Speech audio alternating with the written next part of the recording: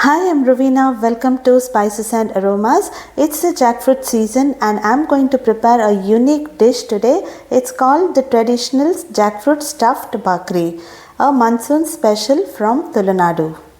I've got all the ingredients ready, so let's begin the preparation.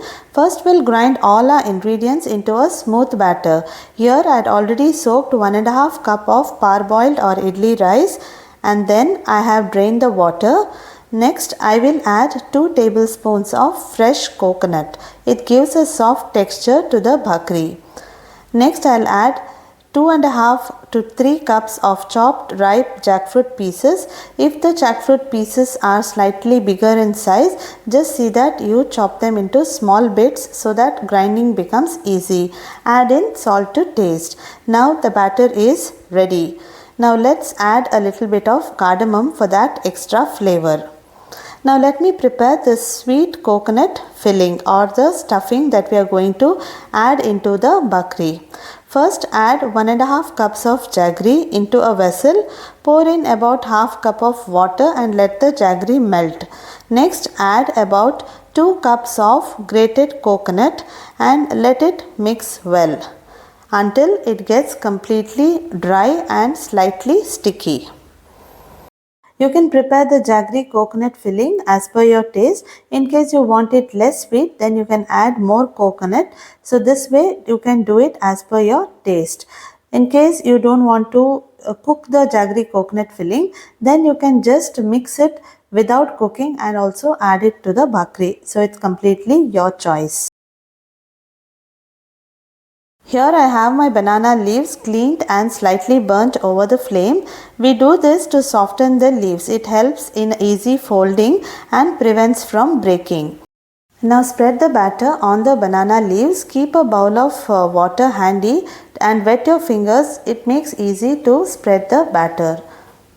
This dish is traditionally called porihittu, in which the rice batter is spread on a muslin cloth by stuffing coconut jaggery mixture and then it is fried on a earthen tawa.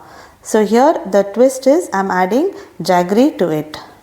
I just added the coconut jaggery filling and now I will carefully fold this. Please do like, follow and subscribe to my channel for all the updates on my upcoming recipes. You can also find my recipe for making steamed patholi in the description box. Here I am just showing you another one. I have made a small bakri here. So in this way I have done a couple of bakris and as you see here I have finished using all my batter and the stuffing. But don't worry, if you have extra batter left over, just make a plain bakri out of it. It tastes amazing too. And if the stuffing remains, store it in the refrigerator and use it later.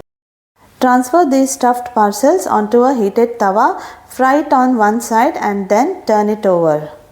I am not using any oil while frying these bakris. In case you prefer to add some oil, you can just sprinkle a spoonful of coconut oil. Transfer this on a wicker plate or a basket. This helps the steam to escape and cools evenly on all sides and naturally keeping the texture perfect. Avoid placing them on a flat plate as it traps the steam and makes them soggy. Just remember to fry it on the folded portion. Since this part is a bit thicker, it takes a bit longer to cook. Delicious bakris are ready to serve. Now let me open one bakri and show you how exactly it looks. Wow, it's looking amazing. Just look at the beautiful color. I have not added any color. It's the natural color from the jackfruit. I like to eat this with ghee. So I have kept a spoon of ghee ready so that I will pour it on this hot bakri and enjoy it. So don't eat this bakri after cooling completely. It doesn't taste good. So if the bakri is cooled down, you can just put it in your microwave for few seconds or you can steam it to get the feeling of that fresh bakri. I hope you all enjoyed watching this video. Do give it a try before the jackfruit season ends and tell me how amazing it was. Thank you so much friends for watching this video. I'll be soon back with new recipes. Until we meet next time, I wish you happy cooking.